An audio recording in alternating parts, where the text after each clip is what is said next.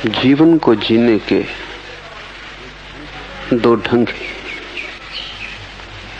एक ढंग है संघर्ष का, एक ढंग है समर्पण का। संघर्ष का अर्थ है मेरी मर्जी समग्र की मर्जी से अलग है।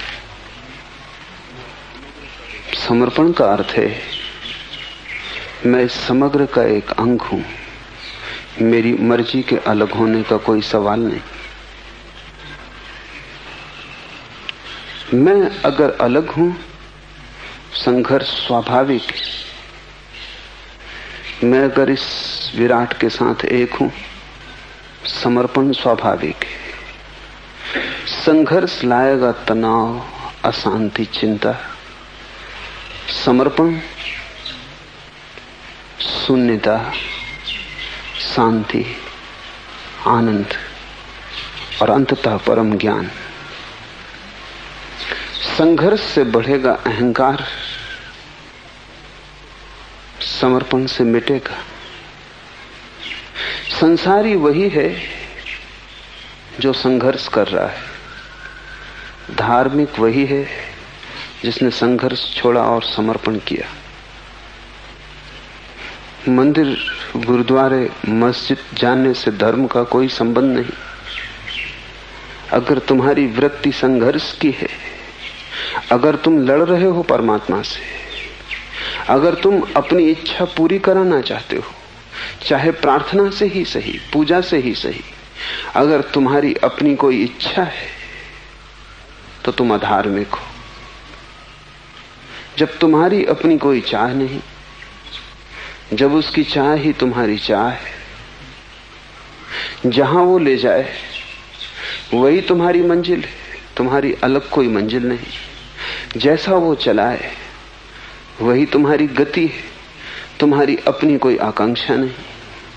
तुम निर्णय लेते ही नहीं, तुम तैरते भी नहीं, तुम तिरते हो। आकाश में कभी देखें, चील बहुत ऊंचाई पर उठ जाती, फिर पंख भी नहीं हिलाती,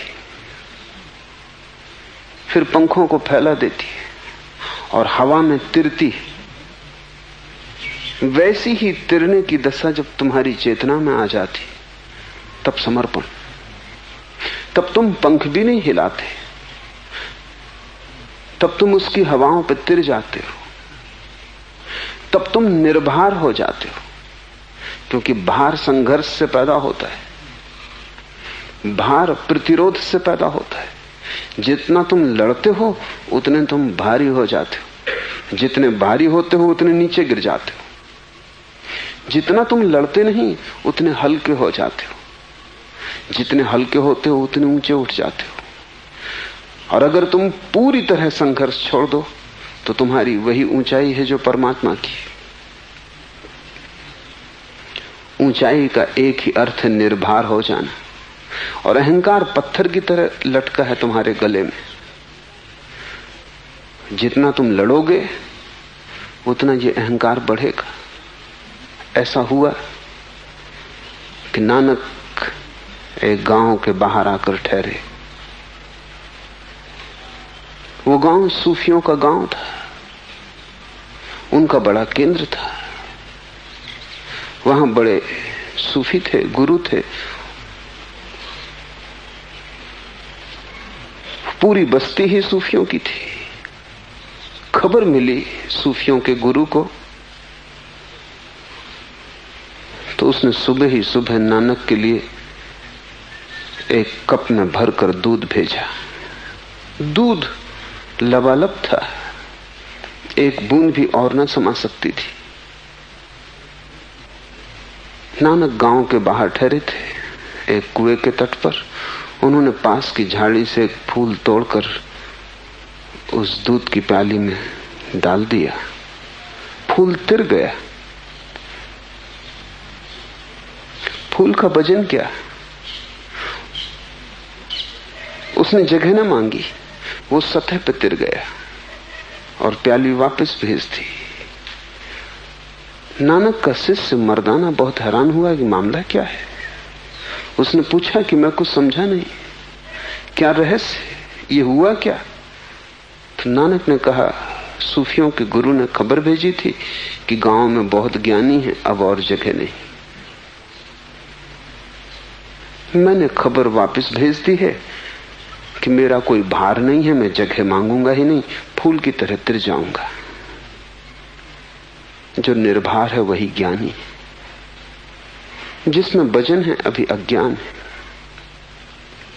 और जब तुम में वजन होता है तब तुमसे दूसरे को चोट पहुंचती। जब तुम निर्भर हो जाते हो तब तुम्हारे जीवन का ढंग ऐसा होता है कि उस ढंग से चोट पहुंचनी असंभव हो जाती। अहिंसा अपने आप फलती है, प्रेम अपने आप लगता है। कोई प्रेम को लगा नहीं सकता और न कोई करुणा को आरोपित कर सकता है। अगर तुम निर्भर हो जाओ तो ये सब घटनाएं अपने से घटती हैं, जिससे आदमी के पीछे छाया चलती है। ऐसे भारी आदमी के पीछे घृणा, हिंसा, वैमनस्य, क्रोध, हत्या चलती। हल्के मनुष्य के पीछे प्रेम, करुणा, दया, प्रार्थना अपने आप चलती। इसलिए मौलिक सवाल भीतर से अहंकार को गिरा देने का है। कैसे तुम गिराओगे अहंकार को? एक ही उपाय है। वेदों ने उस उपाय को रित कहा है, लाओसे ने उस उपाय को ताओ कहा है, बुद्ध ने धम्म, महावीर ने धर्म, नानक का शब्द है हुक्म,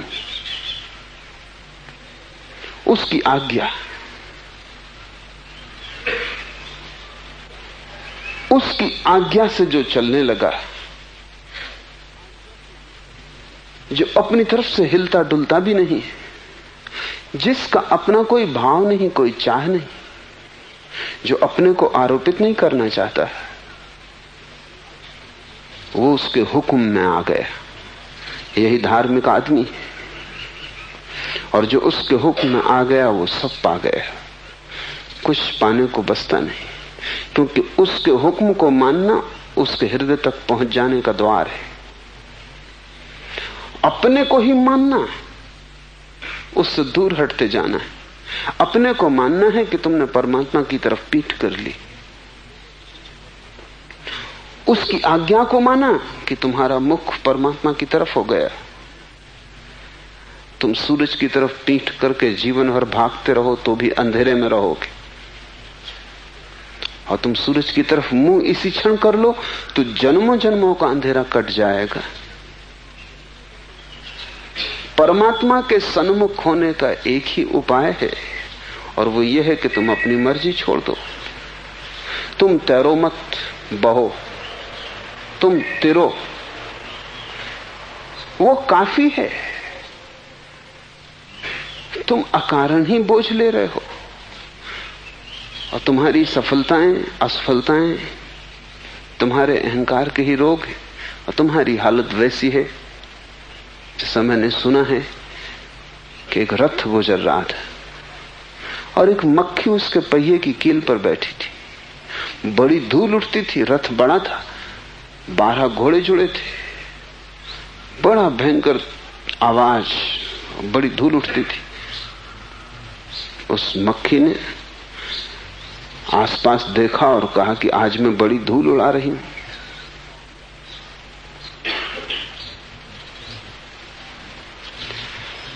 रथ से उड़ रही है धूल, मक्खी कील पर बैठी पर सोच रही है आज मैं बड़ी धूल उड़ा रही हूं। और जब इतनी धूल उड़ा रही हूं तो इतनी ही बड़ी हूं। तुम सफल भी होते हो उसके ही कारण।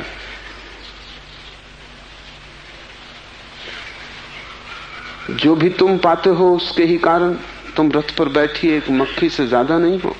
भूल के भी मत सोचना कि इतनी धूल मैं उड़ा रहा हूं। धूल है तो उसके रथ की, यात्रा है तो उसके रथ की, लेकिन तुम अपने को बीच में मत ले लेना। तुमने सुनी होगी बात उस छिपकली की कि मित्रों ने उसे निमंत्रित किया था और कहा कि आओ आज थोड़ा जंगल में घुमाएं। उस छिपकली ने कहा जाना मुश्किल है, क्योंकि इस छप्पर को कौन संभालेगा। छप्पर गिर जाएगा तो जिम्मेवारी मेरे ऊपर होगी। छिपकली सोचती है कि छप्पर को महल के वही संभाले हुए। छिपकली को लगता भी होगा। तुमने सुनी होगी कहानी कि एक बूढ़ी औरत के पास एक मुर्गा था। वो सुबह बांग देता था तभी सूरज उगता था।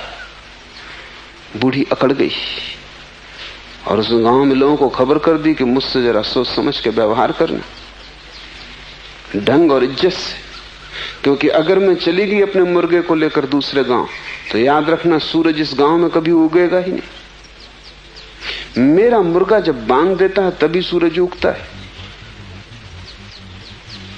और बात सच्ची थी कि रोज ही मुर्गा बांग देता था तभी सूरज उगता था। गांव के लोग हंसे, लोगों ने मजाक उड़ाई कि तू पागल हो गई। तो बूढ़ी नाराजगी में दूसरे गांव चली गई। मुर्गे ने बांग दी और दूसरे गांव में सूरज उगा। बूढ़ी ने कहा अब रोएंगे, अब बैठे होंगे छाती पीटेंगे। न रहा मुर्गा, न उगेगा सूरज। तुम्हारे तर्क भी, बूढ़ी का तर्क भी है तो बहुत साफ, क्योंकि ऐसा कभी नहीं हुआ कि मुर्गे के बांग दिए बिना सूरज उगा हो। लेकिन बात बिल्कुल उल्टी है। सूरज उगता है इसलिए मुर्गा बांग देता है।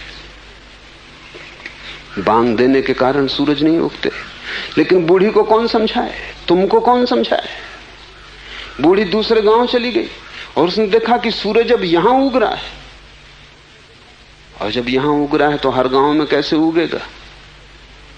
तुम अपनी छोटी बुद्धि से छोटे दायरे में सोचते हो। तुम्हारे कारण परमात्मा नहीं है, परमात्मा के कारण तुम हो। ये श्वास तुम्हारे कारण नहीं चल रही, उसके कारण चल रही है। प्रार्थना भी तुम नहीं करते हो, वही तुम्हारे भीतर प्रार्थना बनता है। इस भाव को ख्याल में ले लें तो नानक के ये बड़े बहुमूल्य शब्द समझ में आ जाएंगे। एक एक शब्द कीमती है। हुक्मी होवनी आकार, हुक्म न कहिया ना है, हुक्म न कहिया जाए। हुक्म से आकार की उत्पत्ति हुई। हुक्म को शब्दों में नहीं कहा जा सकता। हुक्म का अर्थ ठीक से समझ लेना, द कॉस्मिक लॉ, वो जो सारे जीवन को चलाने वाला महान नियम, हुक्म का वही अर्थ है। हुक्म से ही जीवों की उत्पत्ति हुई, हुक्म से बड़ाई मिलती। हुक्मी होवनी आकार, हुक्म न कहिया जाए। हुक्मी होवन जीव, हुक्मी मिले बड़ाई। जब तुम जीतो तब ये मत सोचना कि मैं जीत रहा हूं, और अगर तुम जीत में ये ना सोचोगे कि मैं जीत रहा हूं तो हार में भी तुम पाओगे कि मैं नहीं हार रहा हूं। वही जीतता है, वही हारता है, उसका ही खेल है। इसलिए हिंदू इस पूरे जगत को लीला कहते हैं। लीला का मतलब है हारता भी वही, जीतता भी वही। इस हाथ से जीतता है, उस हाथ से हारता है। लेकिन जीतने और हारने वाले बीच में ही सोच लेते हैं, जो उपकरण है, जो निमित्त है, जो साधन है, वो समझ लेते हैं हम करता है। कृष्ण अर्जुन को गीता में कह रहे हैं कि तू व्यर्थ बीच में अपने को मत ले। वही कर रहा है, वही करवा रहा है। युद्ध उसका आयोजन है। जिनको मारना है वो मारेगा, जिनको बचाना है वो बचाएगा। तू ये मत सोच कि तू मारने वाला है और तू बचाने वाला है। कृष्ण पूरी गीता में जो कहते हैं वही नानक इन शब्दों में कह रहे हैं। हुक्मी होवन जिए, हुक्मी मिले बड़ाई। हुक्मी उतमो नीच। वही छोटे बड़े को पैदा कर रहा है। ये थोड़ा सोचने जैसा है। अगर वही छोटे बड़े को पैदा कर रहा है तो फिर कोई छोटा नहीं, कोई बड़ा नहीं, क्योंकि दोनों का बनाने वाला वही है। तुमने एक छोटी सी मूर्ति बनाई, तुमने एक बड़ी मूर्ति बनाई, बनाने वाले तुम ही हो। जब कर्ता एक है तो कौन छोटा कौन बड़ा, जब दोनों में उसका ही हाथ लगा है। लेकिन हम सोचते हैं मैं छोटा मैं बड़ा, और जीवन भर हम पीड़ा उठाते हैं। और तुम इतने बड़े कभी भी ना हो पाओगे कि तुम तृप्त हो जाओ। अगर तुमने रूप को देखा, अपने आकार को देखा, तो तुम कभी इतने बड़े ना हो सकोगे कि तृप्त हो जाओ। आकार तो छोटा ही होगा, कितना ही बड़ा क्यों ना हो। लेकिन अगर तुमने निराकार के हाथ अपने आकार में देखे, तब तुम तत्क्षण बड़े हो गए। बनाने वाला वही, एक छोटे से घास को भी वही बनाता है, और दूर आकाश को छूते देवदार के वृक्ष को भी वही बनाता है। अगर दोनों के पीछे उसी का हाथ है, फिर कौन बड़ा कौन छोटा, उसी की हार है, उसी की जीत है। फिर हम सब शतरंज के मोहरे, जीते तो वो, हारे तो वो, बड़ाई मिले तो उसे, बुराई मिले तो उसे। ध्यान रखना, तुमने बहुत बार भक्तों के वचन सुने होंगे, पढ़े होंगे। अनेक भक्त तुमने पाए होंगे कहते हैं बड़ाई तेरी बुराई मेरी। ऊपर से देखने पर बहुत अच्छा लगता है। वे कहते हैं कि जो जो भला है तेरा, जो जो बुरा है मेरा। लगता है बड़े विनम्र है, लेकिन अगर बुराई तुम्हारी तो भलाई उसकी कैसे हो सकेगी। ये विनम्रता झूठी, ये विनम्रता वास्तविक नहीं है। क्योंकि वास्तविक विनम्रता तो सभी दे देगी, कुछ भी ना बचाएगी। तुमने अपने अहंकार के लिए थोड़ा सहारा फिर बचा लिया। और तुम कितना ही ऊपर ऊपर से कहो कि बड़ाई तेरी और बुराई मेरी, लेकिन जब बुराई मेरी है तो बड़ाई तेरी होगी कैसे। असफलता मेरी और सफलता तेरी, ये बात थोथी। या तो दोनों मेरे होंगे या दोनों तेरे होंगे। इसलिए झूठी विनम्रता और सच्ची विनम्रता में बड़ा फर्क है। झूठी विनम्रता कहती है कि मैं तो आपके पैरों की धूल हूं, लेकिन हूं जरूर। और जब कोई आदमी कहता है मैं आपके पैरों की धूल हूं, तब उसकी आंखों में देखना, वो आपसे अपेक्षा कर रहा है कि आप भी कहो कि नहीं नहीं आप, और कैसे, मैं आपके पैरों की धूल हूं। उसकी आंखों में चाह है।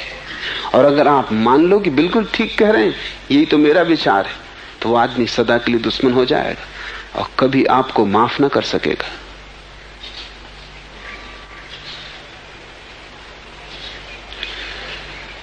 बड़ाई भी उसकी, बुराई भी उसकी।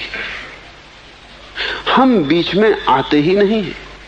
हम तो बांस की पोंगरी हो गए, वो गीत जैसा गाया उसका। इतनी भी अकड़ क्यों अपनी बचा के रखना कि अगर भूल चूक होगी तो मेरी, तब तो मैं बच गया, तब तो थोड़ा सा मैंने अपने को बचा लिया। और मैं ऐसा रोग है कि तुम थोड़ा सा बचाओ वो पूरा बच जाता है। या तो उसे पूरा छोड़ो या वो पूरा बचता है। तुम उसकी रत्ती भी बचाओ तो वो पूरा का पूरा बचा हुआ है, वो कहीं गया नहीं, तुमने छिपाया है। नानक कहते हैं हुक्म से आकार की उत्पत्ति हुई, हुक्म को शब्दों में कहा नहीं जा सकता। जीवन में जो भी महत्वपूर्ण है उसे शब्दों में नहीं कहा जा सकता, और हुक्म तो सबसे महत्वपूर्ण बात है, उसके पार तो कुछ भी नहीं है। शब्द तो काम चलाऊ है, साधारण जीवन का काम चल जाता है, लेकिन असाधारण को शब्दों में प्रकट करने का कोई उपाय नहीं। उपाय न होने के कई कारण हैं, वो समझ लेने चाहिए। एक, उस अलौकिक की प्रतीति मौन में होती है, और जिसे हम मौन में जानते हैं उसे शब्द में कैसे कहेंगे। शब्द और मौन विपरीत है। जब उसका अनुभव होता है तब भीतर कोई शब्द नहीं होते, तब परम सन्नाटा होता है। उस परम सन्नाटे में उसकी प्रतीति होती है। तो जिसको शून्य में जाना है उसको शब्द में कैसे बांधिएगा। माध्यम बदल गया। शून्य अलग माध्यम है, शून्य निराकार का माध्यम है। शब्द आकार है, सब शब्द आकार देते हैं, तो निराकार को आकार में कैसे बांधिएगा? इसलिए जिन्होंने भी जाना है उन्हें बड़ी अड़चन है, कैसे कहें उसे? ऐसा ही समझो कि तुमने एक सुंदर संगीत सुना,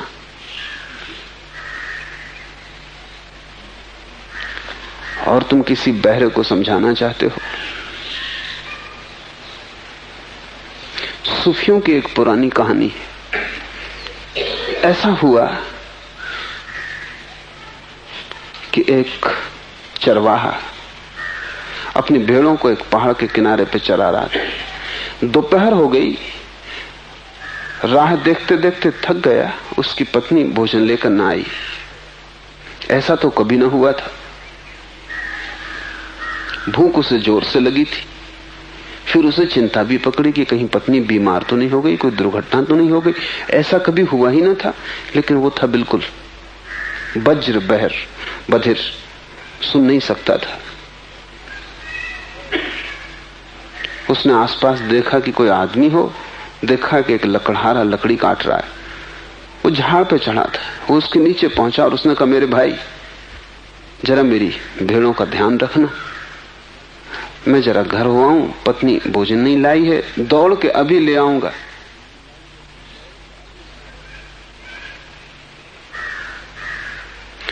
वो आदमी भी बहरा था जो लकड़ी काट रहा था। उसने कहा, जा जा, हमारे पास बातचीत का कोई वक्त नहीं, मैं अपने काम में लगा हूं, तुझे बातचीत की सूझी। पर जब उसने कहा जा जा, तो ये समझा कि वो कह रहा है कि जा तू अपनी रोटी ले आ, मैं तेरे भेड़ बकरी की फिक्र कर लूंगा।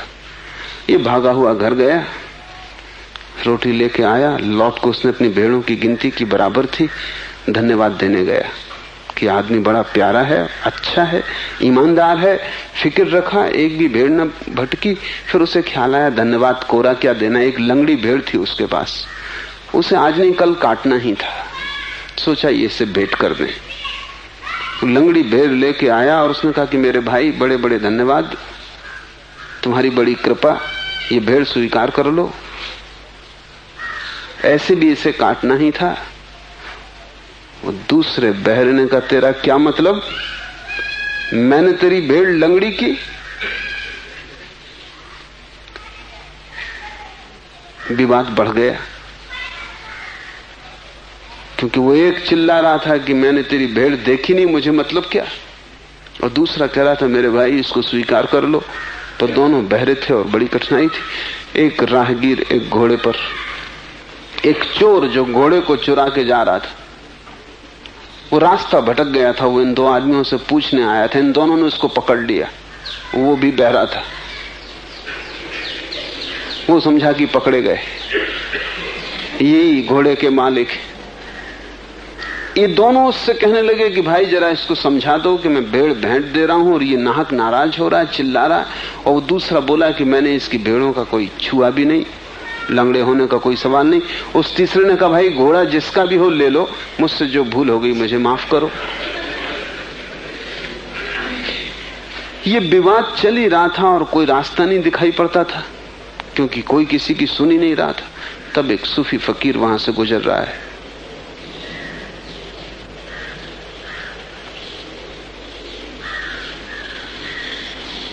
उसे तीनों ने पकड़ लिया और कहा कि हमारा मामला सुलझा दो।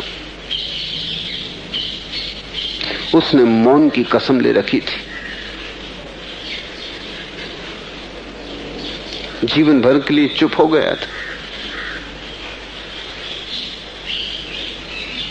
समझ लिया उसने तीनों का मामला, लेकिन अब करे क्या? तो पहले उसने जो घोड़े पर सवार चोर था उसकी आंखों में गौर से देखा। उसने इतने गौर से देखा कि थोड़ी ही देर में घोड़े का चोर बेचैन होने लगा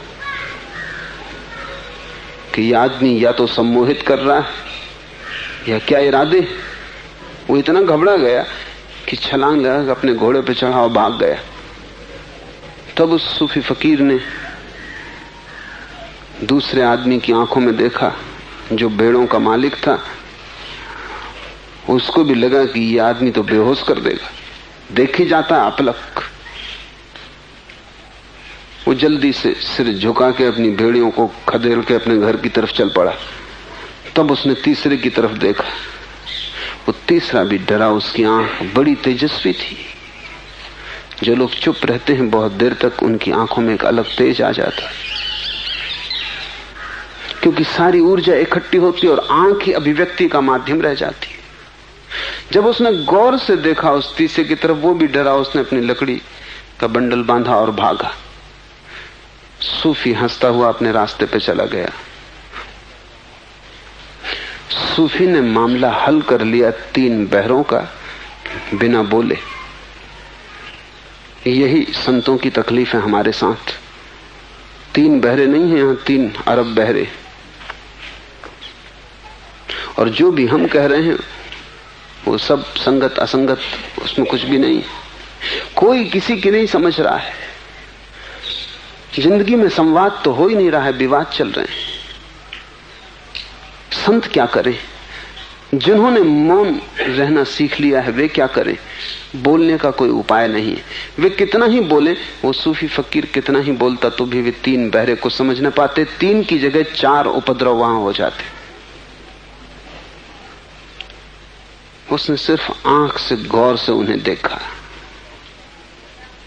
संतों ने सिर्फ तुम्हारी तरफ गौर से देखा है और हल करने की कोशिश की, और जो उनके भीतर समाया है वो तुम्हारी आंखों में उंडेलना चाहा है। इसलिए साध संगत की बात करते हैं नानक कि साधुओं के साथ रहो अगर समझना है जो उन्होंने जाना है। संगति करो, सत्संग करो। सुनने कहने से बहुत न होगा। कुछ कहा जाएगा, कुछ तुम समझोगे, लोग बहरे हैं। कुछ बताया जाएगा, कुछ तुम देखोगे, लोग अंधे हैं। तुम अपनी व्याख्या करोगे, तुम शब्दों को अपने अर्थ दे दोगे। नानक कहते हैं हुक्म न कहिया जाई, वो कहा नहीं जा सकता, फिर भी इशारे किए जा सकते हैं। ये इशारे, ये कहना नहीं है, ये इशारे। इन शब्दों में वो हुक्म नहीं है। ये शब्द तो मील के किनारे लगे पत्थर की तरह।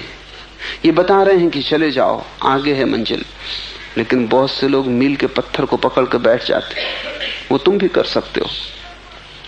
तुम भी कर सकते हो कि रोज सुबह उठ के जप जी का पाठ करो और इसको दोहराते रहो और कंठस्थ कर लो। तुमने मील का पत्थर पकड़ लिया। ये तो इशारा है। इसे कंठस्थ करने से कुछ भी ना होगा। इसमें जो जिस तरफ इशारा है उस तरफ चलना पड़ेगा, यात्रा करनी पड़ेगी। धर्म एक यात्रा है।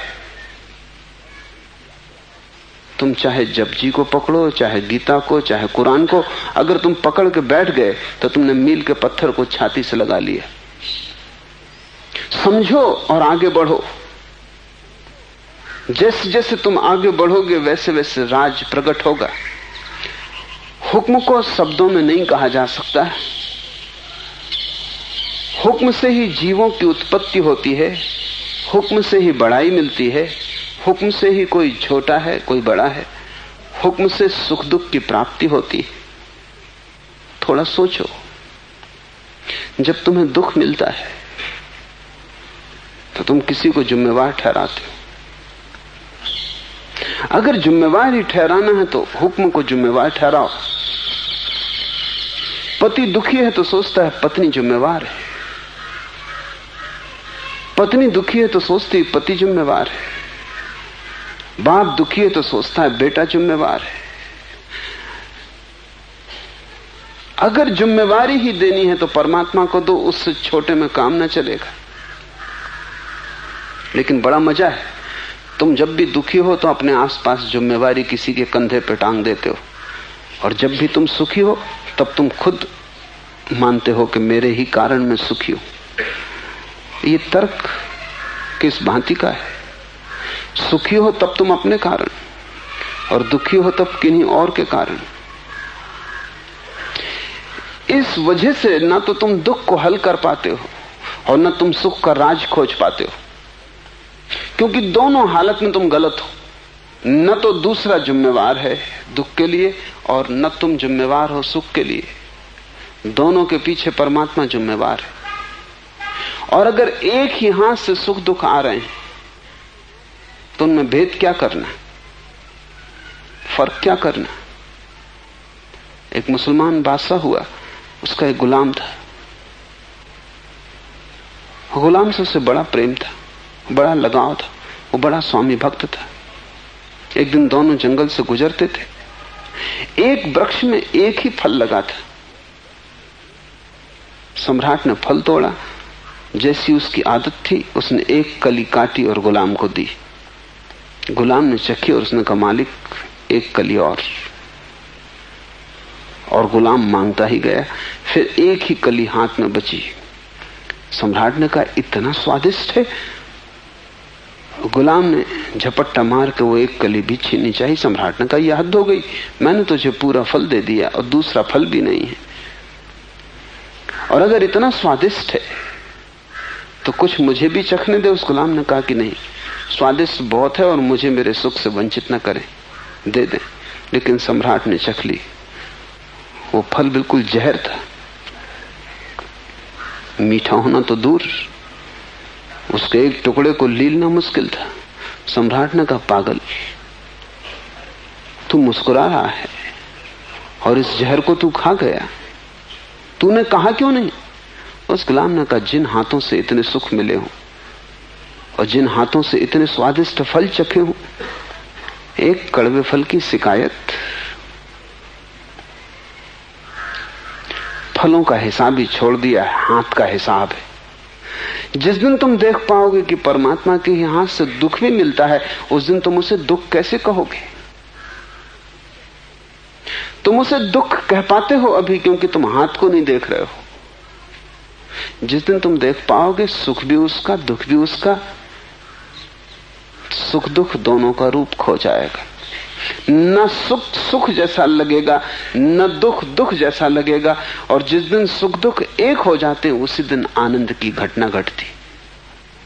जब तुम्हें सुख दुख का द्वैत नहीं रह जाता, तब अद्वैत उतरता है, तब आनंद उतरता है, तब तुम आनंदित हो जाओगे। नहीं, किसी को पड़ोस में पति को, पत्नी को, मित्र को, भाई को, दोस्त को, दुश्मन को दोषी मत ठहराना। सब दोषों का मालिक वो है। और जब खुशी आए, सफलता मिले, तो अपने को, अपने अहंकार को मत भरना। सब सफलताओं, सब स्वादिष्ट फलों का मालिक भी वही है। अगर तुम सब उसी पे छोड़ दो तो सब खो जाएगा, सिर्फ आनंद शेष रह जाता है।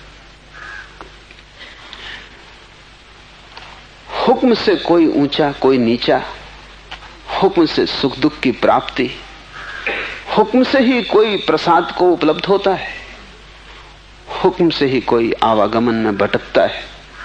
सभी कोई हुक्म के अंदर है, हुक्म पे बाहर कोई भी नहीं। नानक कहते हैं, जो इस हुक्म को समझ लेता वो अहंकार से मुक्त हो जाता है। नानक हुक्मे जे बुझे ता हऊ में कहे न कोई। क्योंकि जिसने ये सार की बात समझ ली कि सब उसी का है, तो मैं कहने को बचता ही कौन है। इसे थोड़ा समझे। तुम अहंकार को अनेक बार छोड़ना भी चाहते हो क्योंकि उससे पीड़ा मिलती है, फिर भी छोड़ नहीं पाते। क्या कारण होगा? क्योंकि उसी से तुम्हें सुख भी मिलता है, इसलिए अड़चन। अहंकार से दुख मिलता है, ये जाहिर है, क्योंकि जब कोई गाली देता है पीड़ा होती, वो पीड़ा अहंकार को होती। तुम छोड़ना भी चाहते हो। मुझसे लोग आते हैं, पूछते हैं कि दुख को कैसे छोड़ें, और ये भी कहते हैं कि समझ में आता अहंकार ही दुख है, कैसे छोड़ें। मैं उनसे कहता हूं कैसे का सवाल ही नहीं। अगर तुम्हें सच में दिखाई पड़ता है अहंकार दुख है तो तुम छोड़ ही देते, पूछना क्या है। लेकिन बात उलझी हुई है। कोई गाली देता है, अहंकार को दुख मिलता है, तुम छोड़ना चाहते हो, लेकिन फिर कोई फूल माला पहनाता है, तब अहंकार को सुख मिलता है। तो अहंकार आधा तुम छोड़ना चाहते हो, आधा तुम बचाना चाहते हो। उसी को निंदा अखरती है, उसी को प्रशंसा सुख देती है। भूल हो जाती है तो चोट लगती है, ठीक बात घट जाती है तो भली लगती है। लोग निंदा करते हैं, चारों तरफ अपमान करते हैं, खलता है। लोग प्रशंसा करते हैं, यशगान करते हैं, गीत गाते हैं, गुणगान करते हैं, बड़ा भला लगता है। दोनों ही घटनाएं अहंकार को घट रही हैं। और तुम्हारी मुसीबत यह है कि तुम अगर अहंकार छोड़ो तो दुख भी मिट जाएगा, सुख भी मिट जाएगा। सुख को तुम बचाना चाहते हो, दुख को तुम मिटाना चाहते हो। ये कभी हुआ नहीं, कभी होगा नहीं। दोनों ही साथ जाएंगे। एक ही सिक्के के दो पहलू हैं। एक पहलू को तुम बचाना चाहते हो, दूसरे को फेंक देना चाहते हो। ये कैसे होगा? फेंकते हो, उठा लेते हो क्योंकि वो दूसरा पहलू भी हाथ से जाता है। हाथ में रखते हो, फेंकना चाहते हो क्योंकि वो दुख वाला पहलू भी हाथ में रह जाता है। अहंकार को समझो, सुख भी वही देता, दुख भी वही देता। और अगर तुम दोनों परमात्मा पर छोड़ दो, जहां से कि वास्तविक स्रोत है जीवन का, अगर तुम सब उसी पर छोड़ दो तो तुम्हारे मैं को बचने की जगह कहां रह जाएगी? तुम कैसे कहोगे मैं हूं? मैं कृत्यों का जोड़ है। तुमने जो जो किया है उसका इकट्ठा जोड़ मैं कोई वस्तु नहीं है। सिर्फ बहुत बहुत कृत्यों की पड़ी हुई जोड़ी हुई धारणा है। तुम्हारा अतीत, तुमने जो जो किया है उसका जोड़ अहंकार है। अगर सारा कर्तृत्व तुम छोड़ दो और तुम कह दो कर्ता तू है, कर्ता पुरुष, मैं केवल माध्यम हूं, फिर कैसे अहंकार? जो उसने करवाया वो मैंने किया, जो उसने नहीं करवाया वो मैंने नहीं किया। पापी बनाया तो पापी। इसे थोड़ा समझो, क्योंकि नानक बड़ी अनूठी बात कह रहे हैं। वो ये कह रहे हैं हुक्म से ही कोई प्रसाद को उपलब्ध होता, ज्ञान को, और हुक्म से ही आवागमन में भटकता है।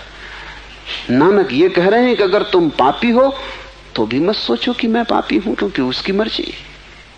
ये बड़ी खतरनाक बात है, क्योंकि तुम कहोगे ऐसे तो लोग पाप करने लगेंगे और लोग कहेंगे उसकी मर्जी। लेकिन यही तो मजा है कि जिसने जान लिया उसकी मर्जी, उससे फिर जो भी होता है वही पुण्य। जब तक तुम नहीं जानते हो उसकी मर्जी, तभी तक तुम्हारे उसके बीच एक कलह चल रही। उस कलह में ही पाप का जन्म है। उस कलह से ही सारा दुख खुद को और दूसरे को देने की स्थिति बनती है। जिस दिन तुमने सब उस पर छोड़ दिया, उसी दिन पाप तिरोहित हो जाता है। पाप तुम्हारे और परमात्मा के बीच हो रहे संघर्ष का फल है, लेकिन छोड़ना पड़ेगा उसे। नानक कहते हैं वह भी उसी के द्वारा हो रहा है। तुम पापी हो तो वही, तुम पुण्यात्मा हो तो वही। ना तो तुम सोचो कि पुण्य मैंने किया है, और ना तुम सोचो कि पाप मैंने किया है। मैंने किया है, यही बात भ्रांति है। एक ही अज्ञान है, मैंने किया है, और एक ही ज्ञान है कर्ता पुरुष, कि वो पुरुष करता है, मैं केवल माध्यम हूं। हुक्म से बाहर कोई भी नहीं, सभी कोई हुक्म के अंदर है। हुक्म अंदर सबू को, बाहर हुक्म न कोई। और नानक कहते हैं जो इस हुक्म को समझता है वो अहंकार से मुक्त हो जाता है। कोई उसके बल का गान करते हैं, जिनमें गुणगान करने का बल है। कोई उसके दान का गीत गाते हैं और दान को उसका प्रतीक मानते हैं। कोई उसके गुण और सुंदर बड़ाइयों को गाते हैं, कोई उस विद्या को गाते हैं जिसका विचार कठिन है। कोई ये गाते हैं कि वो शरीर रचता है और उसे फिर खाक कर देता है।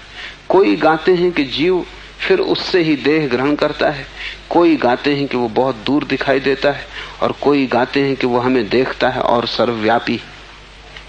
उसके गुणगान का अंत नहीं आता, यद्यपि करोड़ों लोग करोड़ों ढंग से कथन करते हैं। दाता देता ही चला जाता है, लेने वाले लेते लेते थक जाते हैं। युग युगांतर से जीव उसको भोग रहे हैं, पर उसका अंत नहीं। वह हुक्मी हुक्म से पथ निर्देश करता है। नानक कहते हैं वह बेपरवाह और आनंदित है।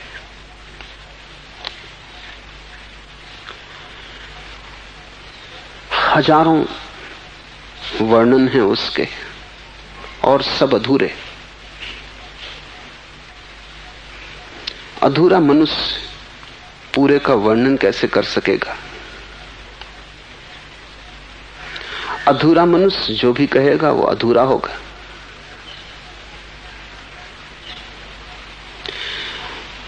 अंशी की खबर अंश से कैसे मिलेगी? अंश जो भी कहेगा वो अंश की ही समझ होगी। परमाणु परमात्मा को कैसे जानेगा? जानेगा भी तो भी परमाणु की ही बुद्धि होगी। तो जो गीत गा सकते हैं वो उसके गुणों का गीत गाते हैं, लेकिन फिर भी वो जो अज्ञात है अज्ञात ही रह जाता है। उपनिषद थक गए, गीता थक गई, कुरान थक गया, बाइबल थक गई, वो अनिर्वचनीय ही बना है। अब तक हम उसका पूरा गुणगान नहीं कर पाए। सब शास्त्र अधूरे होंगे ही, अनिवार्यतः होंगे, क्योंकि सभी शास्त्र मनुष्य की चेष्टाएं उस अनंत को प्रकट करने की। सूर्य निकला है, चित्रकार उसका चित्र बनाता है, कितना ही ठीक बनाए तो भी उस चित्र से रोशनी तो न मिलेगी। और अंधेरे में रख के तुम बैठ जाओ तो तुम इस आशा में मत रहना कि घर प्रकाश से भर जाएगा। कोई कवि उस सुबह के निकलते सूरज का मधुर से मधुर गीत गाए, उसके गीत में बड़ी गंभीरता हो, उसके गीत में बड़ी गहराई हो, उसका गीत हृदय को छुए, तुम उस गीत को गाते रहना अंधेरे में बैठ के तो भी रोशनी न मिलेगी। परमात्मा के संबंध में गाए गए गीत, रचे गए चित्र बस ऐसे ही हैं। सब चित्र अधूरे, सब गीत अधूरे। कोई गीत पूरा उसे कह ना पाएगा, क्योंकि किसी भी गीत में हम उसकी जीवंतता को ना उतार पाएंगे। शब्द थोथे हैं, थोथे ही रहेंगे। तुम्हें प्यास लगी हो तो शब्द पानी से ना बुझेगी। तुम्हें भूख लगी हो तो शब्द अग्नि पर रोटी ना पकेगी। और तुम्हें परमात्मा की अभीप्सा पैदा हो गई हो तो शब्द परमात्मा काफी नहीं। काफी उन्हीं को है जिन्हें अभीप्सा नहीं। इसको ठीक से समझ लो। अगर तुम्हें प्यास नहीं लगी है तो शब्द पानी भी काफी है, H2O भी काफी है। अगर प्यास लगी तब अड़चन शुरू होती है। तब न तो H2O काम देगा, न पानी काम देगा, न जल काम देगा, न वाटर काम देगा। तुम दुनिया भर के सब शब्द इकट्ठे कर लो, कोई 3000 भाषाएं, 3000 शब्द पानी के लिए, सब इकट्ठे कर लो, उनको कंठ से बांध लो, तो भी बूंद प्यास उनसे न बुझेगी। लेकिन अगर प्यास न लगी हो तो तुम शब्दों से खेल सकते हो। दर्शन शास्त्र उन लोगों का खेल है जिन्हें प्यास नहीं लगी, और धर्म उनकी यात्रा है जिन्हें प्यास लगी। इसलिए दर्शन शास्त्र शब्दों से खेलता है, धर्म शब्दों से नहीं खेलता। धर्म तो शब्दों का इशारा जिस तरफ है उस यात्रा पर जाता है। सरोवर की तलाश है, सरोवर शब्द का क्या करेंगे? जीवन की खोज है, जीवन शब्द से क्या होगा? कोई गा नहीं पाया उसे पूरा, कोई बता नहीं पाया उसे पूरा। उसकी सब मूर्तियां अधूरी हैं, कोई उसे बना नहीं पाया पूरा, बनाएगा भी कैसे? थोड़ा ऐसे समझो। एक दर्शन शास्त्रियों के सामने एक बड़ा गहन सवाल रहा है, और वो सवाल है कि अगर एक यात्री हिंदुस्तान आता है तो हिंदुस्तान का नक्शा हम उसे दे देते हैं, वो जेब में रख लेता नक्शा हिंदुस्तान को तो जेब में न रख सकोगे। वो नक्शा जेब में रख लेता है। उस नक्शे से हिंदुस्तान का मेल क्या है? क्या वो नक्शा हिंदुस्तान जैसा है? अगर हिंदुस्तान जैसा है तो हिंदुस्तान जैसा बड़ा होगा, और अगर हिंदुस्तान जैसा नहीं है तो उसे हिंदुस्तान का नक्शा क्यों कहते हो? नक्शे का उपयोग क्या है? अगर वो बिल्कुल हिंदुस्तान जैसा हो तो उसका कोई उपयोग ही नहीं, क्योंकि उसको जेब में न ले जा सकोगे, उसको कार में बैठ के उपयोग न कर सकोगे, वो दूसरा हिंदुस्तान हो जाएगा। और अगर वो हिंदुस्तान जैसा नहीं है तो बड़ी हैरानी की बात है, वो काम कैसे आता है? नक्शा प्रतीक है। वो ठीक हिंदुस्तान जैसा नहीं है, फिर भी हिंदुस्तान के संबंध में रेखाओं के माध्यम से कुछ इंगित करता है, इशारे करता है। तुम पूरा हिंदुस्तान घूम के भी हिंदुस्तान का नक्शा कहीं ना देख पाओगे। जहां भी जाओगे हिंदुस्तान मिलेगा, नक्शा नहीं। लेकिन अगर नक्शा पास है तो यात्रा सुगम हो जाएगी। लेकिन नक्शे को मान के चलना पड़ेगा। नक्शे को छाती से रख के बैठने से कुछ भी ना होगा। और दुनिया भर के धार्मिक लोग नक्शों को छाती से रख के बैठ गए, जैसे नक्शा सब कुछ है। धर्म शास्त्र नक्शा है, मूर्तियां नक्शे, मंदिर नक्शे, उनमें कुछ इशारे छिपे। अगर इशारे चूक जाएं तो नक्शे बोझ। हिंदू अपने नक्शे ढो रहा है, मुसलमान अपने नक्शे ढो रहा है। न हिंदू यात्रा कर रहा, न मुसलमान यात्रा कर रहा है। नक्शे इतने हो गए कि यात्रा अब हो ही नहीं सकती। या तो नक्शों को ढो तो तुम चल नहीं सकते। नक्शे संक्षिप्त चाहिए, छोटे चाहिए, और नक्शों की पूजा करने का कोई अर्थ नहीं है। उनका उपयोग करना है। नानक ने हिंदू और मुसलमान दोनों नक्शों में जो सार था उसको निचोड़ लिया। हिंदू को, नानक को ना तो तुम हिंदू कह सकते हो ना तुम मुसलमान कह सकते हो। नानक दोनों है या दोनों नहीं है। और नानक को समझने में लोगों को बड़ी मुश्किल हुई। नानक के संबंध में पुरानी युक्ति है, बाबा नानक शाह फकीर, हिंदू का गुरु, मुसलमान का पीर। वो दोनों हैं। उनके दो खास शिष्य, मर्दाना और बाला, एक मुसलमान एक हिंदू। न हिंदू मंदिर में उनको जगह है, न मुसलमान की मस्जिद में उनको जगह है। दोनों जगह संदेह कि आदमी है किस जगह पर, इसको हम किस कोटि में रखें, कहां बिठाएं। जो भी महत्वपूर्ण था हिंदू में और जो भी महत्वपूर्ण था मुसलमान में, उन दोनों नदियों का संगम है नानक। जो भी सार था, इसलिए सिख न तो हिंदू है न मुसलमान, या तो वो दोनों है और या दोनों नहीं है। वो एक संगम है।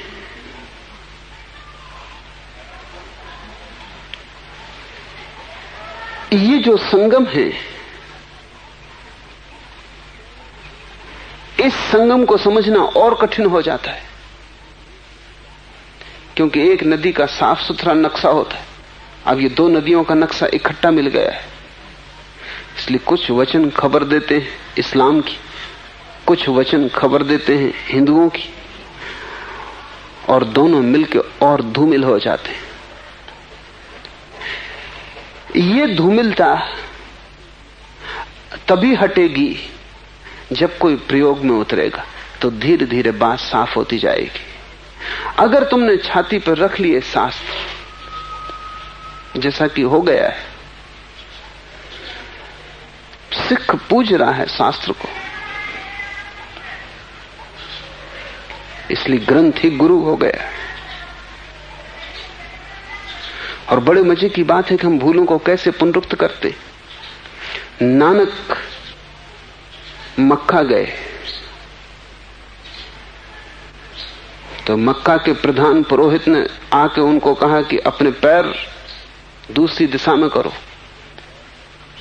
तुम्हारे पैर पवित्र पत्थर की तरफ है, काबा की तरफ है। तो कहानी है कि नानक ने कहा परमात्मा जहां ना हो वहां मेरे पैर कर दो।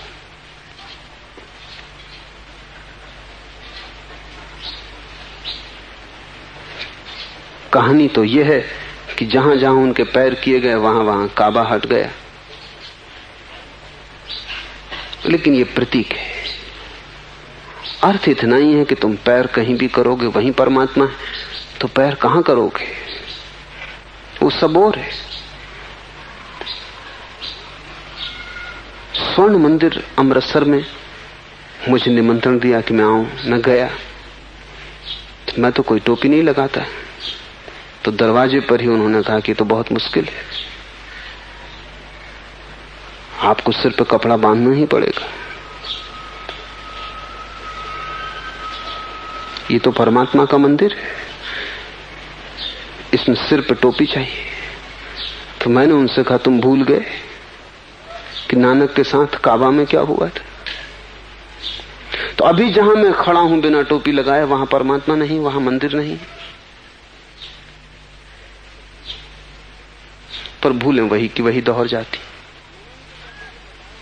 तो मैंने उनसे कहा मुझे बताओ वो जगह जहां मैं बिना टोपी लगाए रह सकता हूं। और तुम भी तो स्नान करते होगे, तब पगड़ी निकाल देते होगे, उस वक्त परमात्मा का अपमान होता होगा। तुम भी तो रात सोते होगे, तब पगड़ी अलग कर देते होगे, उस वक्त परमात्मा का अपमान होता होगा। तो आदमी की नासमझियां वही की वही है। बुद्ध कुछ कहे, बुद्ध को मानने वाला सब लीप पोत देता है। नानक कुछ कहे, नानक को मानने वाला सब लीप पोत देता है। फिर वही जाल शुरू हो जाता है, क्योंकि आदमी की नासमझी में कोई फर्क नहीं, उसके बहरेपन में कोई फर्क नहीं है। सुन लेता है, अपने मतलब निकाल लेता है, अपने मतलब से चलता है। जो सुना है उसके अनुभव से नहीं। ये जो शब्द हैं, नानक कहते हैं कोई कितने ही गीत गाए उससे कोई पूरा नहीं कर पाया। अलग अलग लोग उसके अलग अलग गीत गाते हैं, क्योंकि अलग अलग लोग अलग अलग तरफ से उसकी तरफ पहुंचते हैं। उनके गीतों में कोई विरोध भी नहीं है, कितना ही विरोध दिखाई पड़े। वेद भी वही कहते हैं जो कुरान कहता है, लेकिन मोहम्मद के पहुंचने का ढंग और, याज्ञवल्क्य के पहुंचने का ढंग और। बुद्ध भी वही कहते हैं जो नानक कहते हैं, लेकिन पहुंचने के ढंग और। अनंत द्वार हैं उसके, तुम जहां से भी जाओ वहीं उसका द्वार है। और तब तुम अपने द्वार का वर्णन करोगे, और तुम जिस मार्ग से जाओगे उस मार्ग का वर्णन करोगे। दूसरा जिस मार्ग से पहुंचा है उसका वर्णन करेगा। फिर मार्ग से ही फर्क नहीं पड़ता, तुम्हारी समझ, तुम्हारी दृष्टि, तुम्हारी भाव दशा। एक बगीचे में कवि आता है तो गीत गाता है, चित्रकार आता है तो चित्र बनाता है, फूलों का सौदागर आता है तो फूलों के दाम के संबंध में सोचता है, व्यवसाय की बात सोचता है। वैज्ञानिक आ जाएगा तो फूलों का विश्लेषण करके देखेगा कि उनके रासायनिक तत्व क्या हैं। कोई आदमी जो नशे में भरा हो वो गुजर जाएगा, उसे फूल दिखाई ही नहीं पड़ेंगे, वो बगीचे से गुजरा इसका भी पता नहीं चलेगा। तुम जो भी देखोगे वो तुम्हारी खिड़की से देखा गया है, तुम्हारे खिड़की का आकार उस पर छा जाएगा। नानक कहते हैं कोई उसके बल का गान गाते हैं कि वो महाशक्तिशाली, परम शक्तिशाली, ओमनीपोटेंट, सर्व शक्तिशाली है। कोई उसके दान का गीत गाते हैं कि वो परम दाता है। कोई उसके गुण और सौंदर्य का बखान करते हैं कि वो परम सौंदर्य। कोई उसे कहते हैं सत्य, कोई उसे कहते हैं शिव, कोई उसे कहते हैं सुंदर। रविन्द्रनाथ ने लिखा है कि मैंने तो उसे सौंदर्य में पाया। इससे परमात्मा के संबंध में कोई खबर नहीं मिलती, इससे रविन्द्रनाथ के संबंध में खबर मिलती। गांधी कहते हैं कि वो मेरे लिए सत्य है, ट्रुथ इज गॉड। इससे परमात्मा के संबंध में कोई खबर नहीं मिलती, गांधी के संबंध में खबर मिलती। रविन्द्रनाथ कवि है, कवि को सौंदर्य में परमात्मा है, परम सौंदर्य है। गांधी कवि नहीं है, गांधी से कम कवि आदमी खोजना मुश्किल है। वो बिल्कुल हिसाबी किताबी, काव्य नहीं, गणित। तो गणित की दृष्टि से देखने पर परमात्मा सत्य, प्रेम की दृष्टि से देखने पर प्रेमी, प्रीतम, प्यारा। किस दृष्टि से हम देखते हैं, हमारी दृष्टि की खबर मिलती है उससे। वो सभी है एक साथ और कोई भी नहीं है। इसलिए महावीर का एक बहुत अद्भुत प्रयोग है चिंतन के संबंध में कि जब तक तुम्हारी दृष्टि न छूट जाए तब तक तुम उसे न जान सकोगे, क्योंकि तुम जो भी जानोगे वो तुम्हारी दृष्टि होगी। महावीर उसको कहते हैं नय दृष्टि। और दर्शन तब मिलेगा जब सब दृष्टि छूट जाए, लेकिन तब तुम चुप हो जाओगे, क्योंकि बिना दृष्टि के बोलोगे कैसे। जब कोई भी दृष्टि ना होगी तब तुम उसी जैसे हो जाओगे, तब बोलोगे कैसे।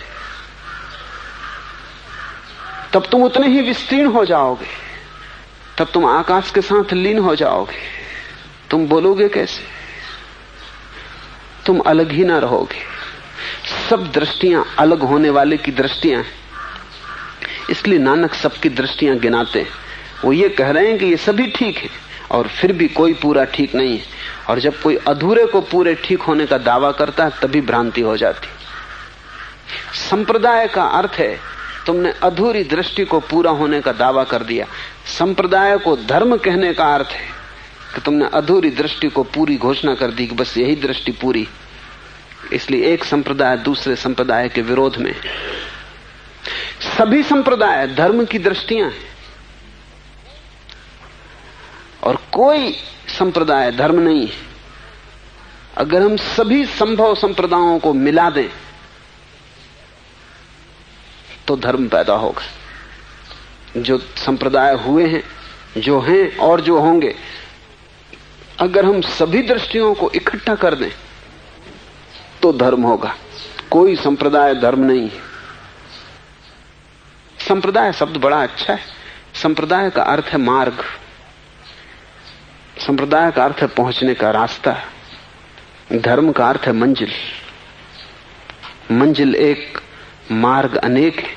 नानक कहते हैं कोई बल का गान करता, कोई गुण का गान करता, कोई उसके दान का गीत गाता, कोई उसके सौंदर्य की चर्चा करता, कोई उस विद्या का वर्णन करता है जिसका विचार कठिन है। कोई ये गाते हैं कि उसने शरीर रचा फिर वही शरीर को मिटाता है। कोई कहते हैं जीव फिर उससे ही देह ग्रहण करता है। कोई कहते हैं वह बहुत दूर दिखाई देता है, कोई कहते हैं वो बहुत निकट है। कोई गाते हैं वो हमें देखता है और सर्वव्यापी, उसके गुणगान का अंत नहीं आता। कथना कथी न आवे तोठी, कहते कहते थक जाते हैं और उसके गुणगान का कोई अंत नहीं आता। कथी कथी कथी कोटि कोटि कोटि, करोड़ करोड़ करोड़ वार कहने पर भी वो अनकहा ही पीछे छूट जाता है। दाता देता ही चला जाता है, लेने वाले लेते लेते थक जाते हैं। ये बड़ा महत्वपूर्ण वचन है। जीवन वही देता है, श्वास वही चलाता है, धड़कन में वही धड़कता है, वो देता चला जाता है। उसके देने का कोई पारावार नहीं, उत्तर में हमसे कुछ मांगता भी नहीं। इसलिए तो जीवन तुम्हें सस्ता मालूम पड़ता है और चीजें महंगी मालूम पड़ती। तुम जीवन गंवाने को कभी भी राजी हो, धन गंवाने को नहीं, क्योंकि धन लगता है बड़ी मुश्किल चीज, जीवन तो मुफ्त मिलता है। वो तुम्हें जो भी दिया है मुफ्त है। उसके बदले में तुमने कुछ भी नहीं दिया है। और जिस दिन तुम्हें यह एहसास होना शुरू होगा कि जो भी मुझे मिला है उसमें मेरी पात्रता क्या है, अगर मैं न होता तो हर्ज क्या था। तुम्हारे भीतर जो जीवन की संभावना बनी और तुम्हारे भीतर चेतना का जो फूल खिला है, अगर न खिलता तो तुम किससे शिकायत करते? और तुम्हारी क्या योग्यता है कि तुम्हें जीवन मिले? तुमने किस भांति इसे अर्जित किया है? हर छोटी छोटी चीज के लिए योग्यता चाहिए। तुम एक दफ्तर में क्लर्क हो, उसके लिए योग्यता चाहिए। तुम एक स्कूल में मास्टर हो, उसके लिए योग्यता चाहिए। तुम उसे अर्जित करते हो। तुमने जीवन के लिए क्या अर्जित किया, कैसे अर्जित किया है? वो दान है, वो तुम्हें ऐसे ही मिला है, तुम्हारी कोई पात्रता के कारण नहीं। और जिस दिन तुम्हें यह प्रतीति होगी उस दिन प्रार्थना का जन्म होगा। उस दिन तुम कहोगे मैं क्या करूं, मैं कैसे धन्यभाग प्रकट करूं, मैं कैसे तेरे ऋण को चुकाऊं। प्रार्थना मांग नहीं है, प्रार्थना जो पहले से ही मिला है उसका धन्यवाद है। और ये प्रार्थना के दो भेद हैं। तुम जब जाते हो मंदिर तो तुम और मांगने जाते हो, तुम्हारी प्रार्थना झूठी। नानक भी जाते हैं, वो धन्यवाद देने जाते हैं, वो कहने जाते हैं जो तूने दिया है वो भरोसे के बाहर, कोई कारण नहीं मेरे भीतर कि मुझे मिले, कोई मेरा योग्यता नहीं, न मिले शिकायत करने का कोई उपाय नहीं, और तू देता चला जाता है। परमात्मा औघड़ दानी, अस्तित्व दिए चला जाता है। और हमसे ज्यादा कृतज्ञ लोग खोजने कठिन। हम धन्यवाद भी नहीं दे सकते, उसके देने का अंत नहीं है और हमारी कृतज्ञता का कोई अंत नहीं है। हम कृतज्ञता भी प्रकट नहीं कर सकते। हम ये भी नहीं कह सकते कि धन्यवाद, कि हम आभारी हैं, कि तेरा शुक्रिया। उतना भी हमसे नहीं होता। उतने में हमें बड़ी कठिनाई मालूम पड़ती है, हमारा कंठ अवरुद्ध हो जाता है। तुम क्षुद्र बातों के लिए धन्यवाद दे देते हो। तुम्हारा रूमाल गिर जाए, कोई उठा कर दे दे तो तुम उससे कहते हो धन्यवाद। और जिसने तुम्हें जीवन दिया है तुम उसके लिए धन्यवाद देने भी कभी नहीं गए। और जब भी तुम गए हो शिकायत लेके गए हो, जब भी तुम गए हो तब तुम बताने गए हो कि क्या क्या तू गलत कर रहा है, कि मेरा लड़का बीमार पड़ा है, कि मेरी पत्नी दुर्व्यवहार कर रही है, कि धंधा ठीक नहीं चल रहा है।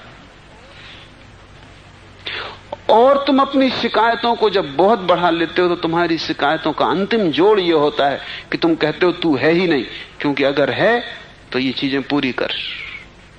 नास्तिकता का अर्थ है तुम्हारी शिकायतें इतनी बढ़ गई कि अब तुम परमात्मा को मान नहीं सकते।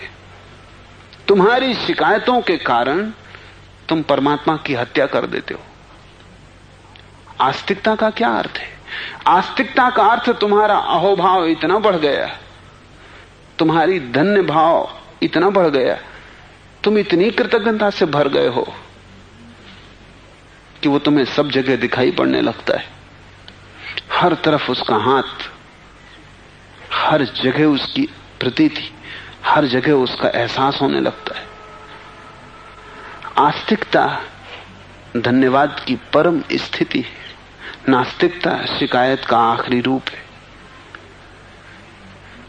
जब नानक ये कह रहे हैं कि दाता देता ही चला जाता है, लेने वाले लेते लेते थक जाते हैं, लेकिन दाता नहीं थकता। युग युगांतर से जीव उसका भोग कर रहे हैं पर उसका अंत नहीं। तुम उसे कितना ही भोगो तुम उसे चुका ना पाओगे। तुम्हारा भोग ऐसे ही जैसे कोई चम्मच लेके सागर के किनारे बैठा हो और चम्मच से सागर को खाली कर रहा हो। ये भी हो सकता है कि कभी ना कभी वो सागर को खाली कर ले, क्योंकि चम्मच की भी सीमा है और सागर की भी सीमा है। लेकिन तुम परमात्मा को खाली ना कर पाओगे, क्योंकि उसकी कोई सीमा नहीं है। अनंत काल से तुम भोग रहे हो, अनेक रूपों में तुम भोग रहे हो, और तुम्हारे हृदय से धन्यवाद की आवाज भी नहीं उठी।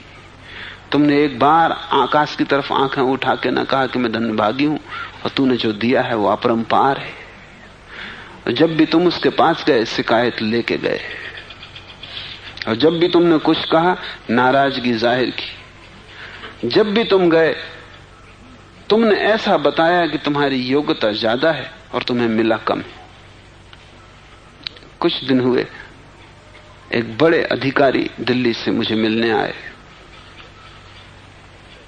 बड़ी से बड़े पद पर हैं, लेकिन जितने बड़े पद में हो उतनी शिकायत बढ़ जाती, क्योंकि वो सोचते हैं उनको अब मंत्री होना चाहिए, प्रधानमंत्री होना चाहिए। वो मुझसे कहने लगे और सब तो ठीक है, कोई रास्ता बताएं जिससे कि मेरे साथ जीवन में जो अन्याय हुआ है उसको मैं सहने में समर्थ हो जाऊं। अन्याय क्या हुआ है?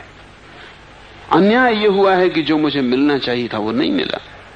जिस पद के मैं योग्य हूं उससे नीचे रह गया। सभी को ऐसा लगता है, इसलिए हर आदमी इसी दुख में जीता है कि जो मुझे मिलना चाहिए वो नहीं मिला। मैं योग्य तो था कि वाइस चांसलर हो जाता और पढ़ा हूं एक स्कूल में मास्टर होके। योग्य तो था कि मालिक हो जाता, बना हूं चपरासी। और ये स्थिति सदा बनी रहती है, इससे कोई फर्क नहीं पड़ता।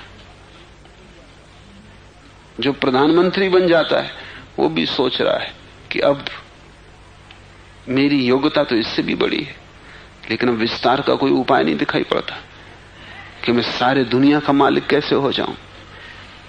तुम सिकंदरों को तृप्त नहीं कर सकते, और सभी सिकंदर हैं, छोटे मोटे बड़े, लेकिन सभी सिकंदर हैं। सभी की बड़ी आकांक्षा है और आकांक्षा तुमसे आगे जाती, तुम हमेशा पीछे रहते हो और योग्यता तुम्हें सदा ज्यादा मालूम पड़ती।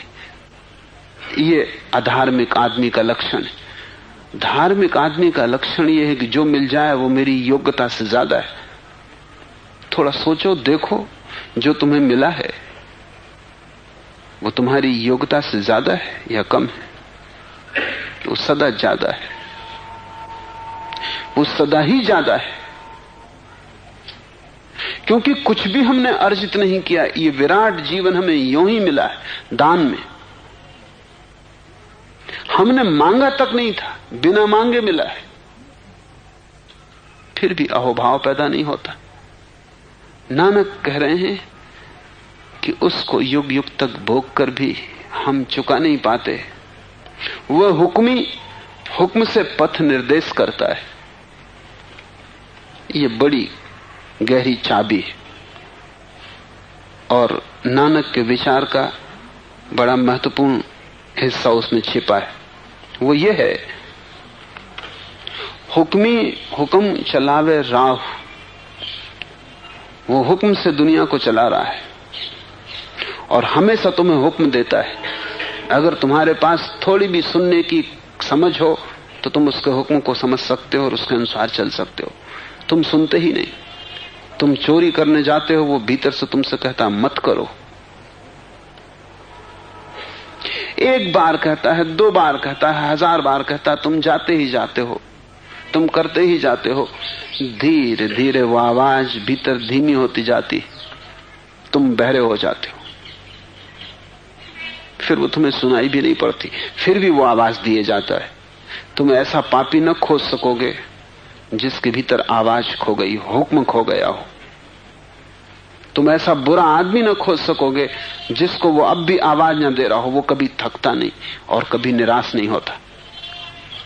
तुम कितना ही बुरा करो, परमात्मा तुमसे निराश नहीं है और वो कभी तुम्हें इस स्थिति में नहीं मान लेता कि अब कुछ भी नहीं हो सकता। तुम असाध्य कभी भी नहीं हो उसके लिए। तुम्हारा रोग कितना ही बढ़ जाए उसका इलाज संभव है। परमात्मा की अनंत आशा, अनंत संभावना है।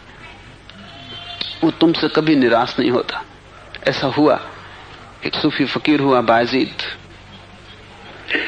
उसके पड़ोस में एक आदमी था जो बड़ा बुरा आदमी था। लुटेरा, चोर, बेईमान, दगाबाज, हत्यारा, सब तरह के पाप उसने किए थे। पूरा गांव उससे त्रस्त था।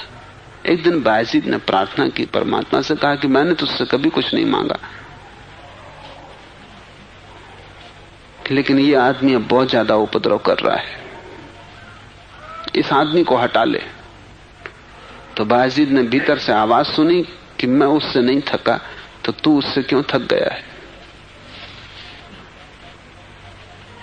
और मुझे जब अभी उस पर भरोसा है तो तू भी भरोसा रख। कितने ही पाप तुमने किए हो, कितने ही जन्मों तक, परमात्मा को तुम थका नहीं सकते। न भोग के चुका सकते हो, न पाप से थका सकते हो। वो अब भी आवाज दिए जाता है, वो कभी निराश नहीं होता। और अगर तुम जरा शांत होकर सुनो तो उसकी धीमी आवाज तुम्हें सुनाई पड़ेगी। और जब भी तुम कुछ करते हो वो आवाज तुम्हें निर्देश देती है। नानक कह रहे हैं वह हुक्मी हुक्म से पथ निर्देश करता है, इसलिए तो वो उसको हुक्मी कह रहे हैं, क्योंकि उसका हुक्म आता है। तुम्हारे गहरे चेतन में छिपा हुआ जो अंतःकरण है, तुम्हारे गहरे हृदय में दबा हुआ जो अंतःकरण है, वो उसकी आवाज का यंत्र है। वहां से वो बोलता है। कुछ भी करने के पहले आंख बंद करके पहले उसकी आवाज सुन लेना, और अगर तुम उसकी आवाज के अनुसार चले तो तुम्हारे जीवन में आनंद की अपरंपार वर्षा होगी। अगर तुम उसके विपरीत चले तो तुम नरक अपने हाथ निर्मित कर लोगे। अगर तुमने आवाज ना सुनी तो तुमने पीठ कर दी, तुम बड़ा खतरनाक कदम ले रहे हो। कुछ भी करने के पहले और कुछ भी निर्णायक करने के पहले आंख बंद करके उससे पूछ लेना। यही तो सारे ध्यान का सूत्र है कि पहले हम पूछेंगे, पहले हम हुक्म खोजेंगे, फिर हम चलेंगे। एक भी कदम हम बिना हुक्म के ना उठाएंगे। आंख बंद करके उसकी आवाज पहले सुनेंगे। हम अपनी आवाज से ना चलेंगे, उसकी आवाज से चलेंगे। और एक दफे तुम्हें यह कुंजी मिल जाए तो यह कुंजी अनंत द्वार खोल देती, और यह कुंजी तुम्हारे भीतर हर बच्चा लेके आता है।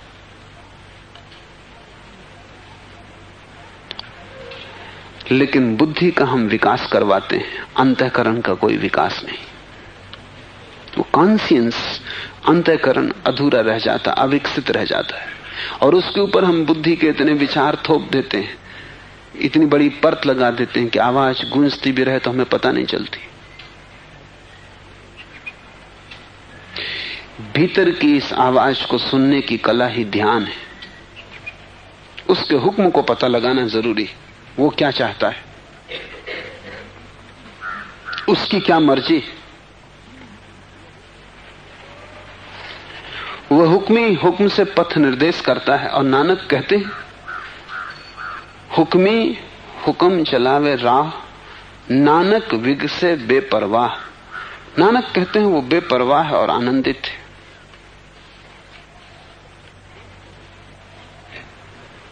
एक तो परवाह का अर्थ होता है चिंता। वो तुम्हें दिए जाता है लेकिन दे के कोई अपेक्षा नहीं करता, कोई उत्तर नहीं चाहता। आवाज दिए जाता है, तुम सुनो या न सुनो, दिए जाता है। परवाह नहीं करता इस बात की कि तुम नहीं सुन रहे हो, बंद करो, बहुत हो गया, इस आदमी को हटा लो।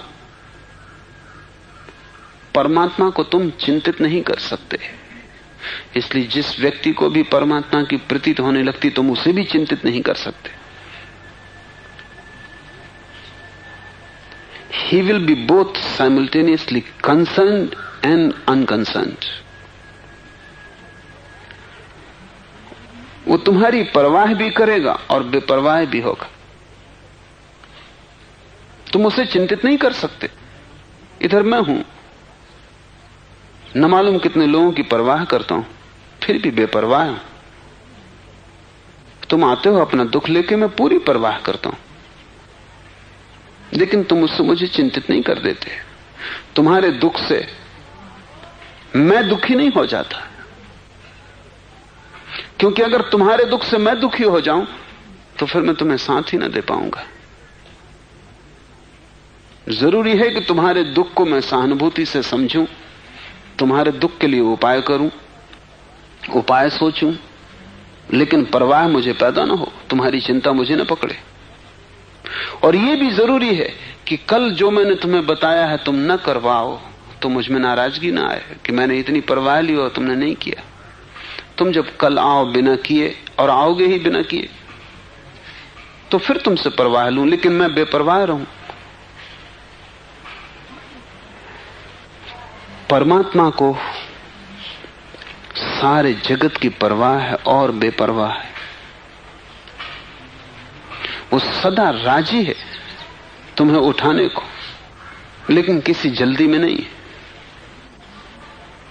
और तुम अगर सोचते हो कुछ देर और भटकने का मजा लेना, तो वो बेपरवाह है। उसकी परवाह का अंत नहीं है, लेकिन उसकी परवाह अनासक्त है। और इसलिए तो वो आनंदित है, नहीं तो अब तक किस हालत में हो जाता, पागल हो जाता। तुम सोचो, तुम शरीर के कितने लोग और कितने तरह के उपद्रव, और परमात्मा एक और तुम अनेक, तुम सबने उसे कभी का पागल कर दिया होता।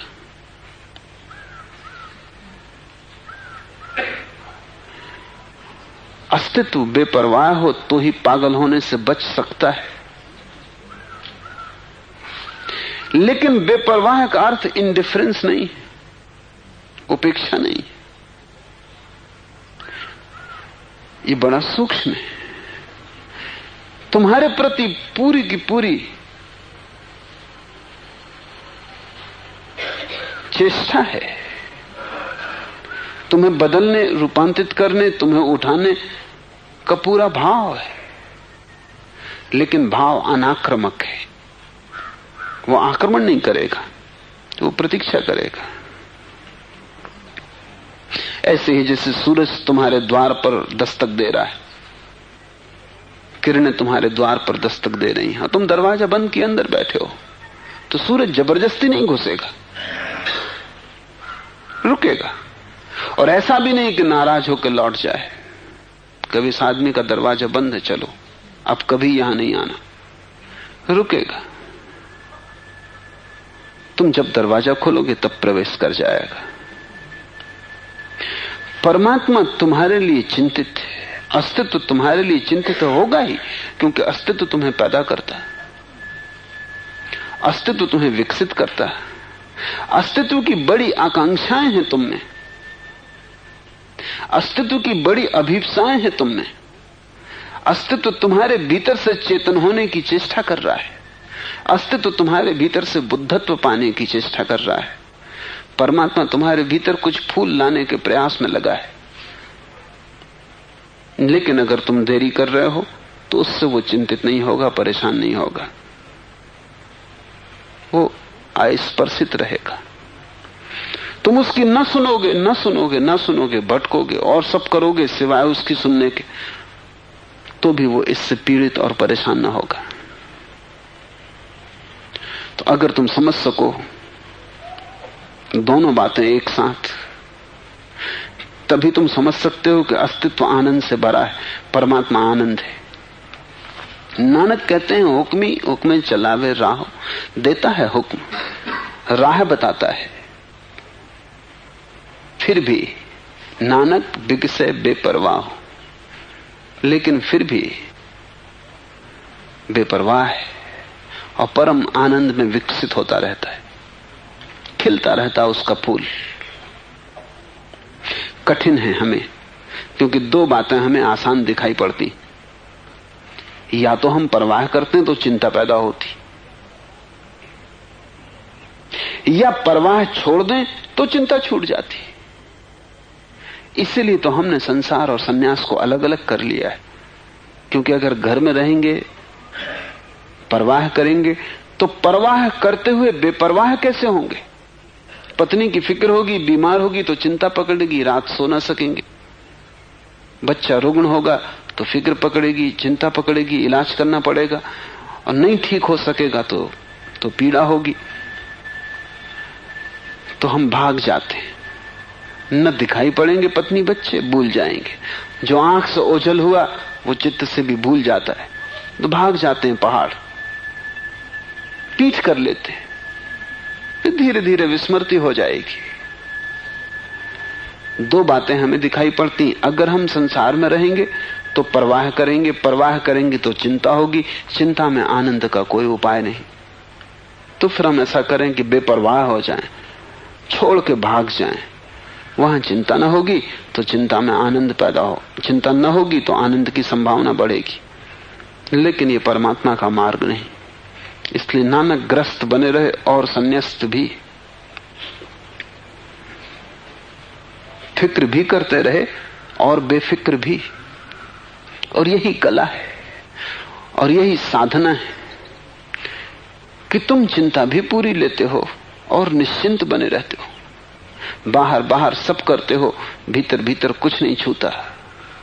बेटे की फिक्र लेते हो, पढ़ाते हो, बिगड़ जाए तो, न पढ़ पाए तो, हार जाए तो इससे चिंता पैदा नहीं होती।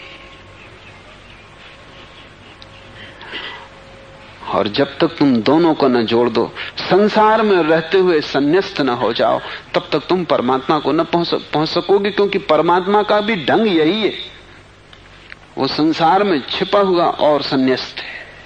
और जो उसका ढंग है, छोटी मात्रा में वही ढंग तुम्हारा चाहिए, तभी तुम उस तक पहुंच पाओगे। बच्चा बीमार है तो दवा दो, पूरी चिंता लो, लेकिन चिंतित होने की क्या जरूरत है। पूरी फिक्र करो, परवाह पूरी करो, लेकिन इससे भीतर की बेपरवाही को मिटाने का क्या कारण है। बाहर बाहर संसार में, भीतर भीतर परमात्मा में। परिधि छूती रहे संसार को, केंद्र बना रहे अछूता। यही सार है। इसलिए नानक से लोग बड़े परेशान थे, क्योंकि वो थे ग्रस्त और कपड़े लत्ते पहन लिए थे सन्यासी जैसे।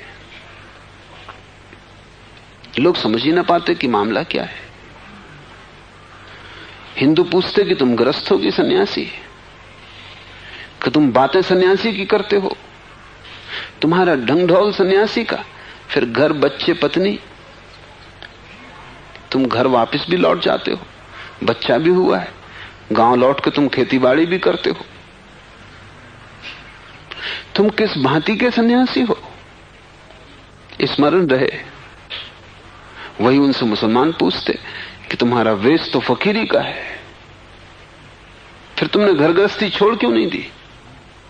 अनेक जगह अनेक गुरुओं ने उनसे कहा कि तुम सब छोड़ के अब हमारे शिष्य हो जाओ, छोड़ दो सब। लेकिन नानक उस मामले में कभी भी फर्क नहीं लाए। वो सबके बीच रहते हुए सबके बाहर रहने की ही कला को साधते रहे। और वही परमात्मा का ढंग है और वही साधक का ढंग होना चाहिए। मेरे पास लोग आते हैं, वो कहते हैं कि आप क्या कर रहे हैं, गृहस्थों को सन्यासी के कपड़े दे रहे हैं। परमात्मा का ढंग यही है, वो इस संसार में है और नहीं है। और यही तुम्हारा सूत्र भी होना चाहिए। हुक्मी हुक्म चलावे राह, नानक बिकसे बेपरवाह। विकास कर रहा है, आनंदित हो रहा है, प्रफुल्लित हो रहा है, फूल की तरह खिल रहा है, फिर भी कोई परवाह नहीं। फिक्र करता है तुम्हारी, लेकिन चिंतित नहीं। इसे तुम थोड़ा प्रयोग करोगे तो ही समझ में आ सकेगा। इसे थोड़ा जिंदगी में प्रयोग करो। दुकान जाओ, काम करो, लेकिन दूर भी बने रहो। तुम्हारे काम और तुम्हारे होने में एक फासला बना रहे। काम अभिनय हो जाए, नाटक हो जाए, लीला हो जाए, तुम करता ना रहो, बस सूत्र सज गए। तुम अभिनेता हो जाओ। अभिनय की कला तुम्हारा पूरा जीवन का सूत्र बन जाए।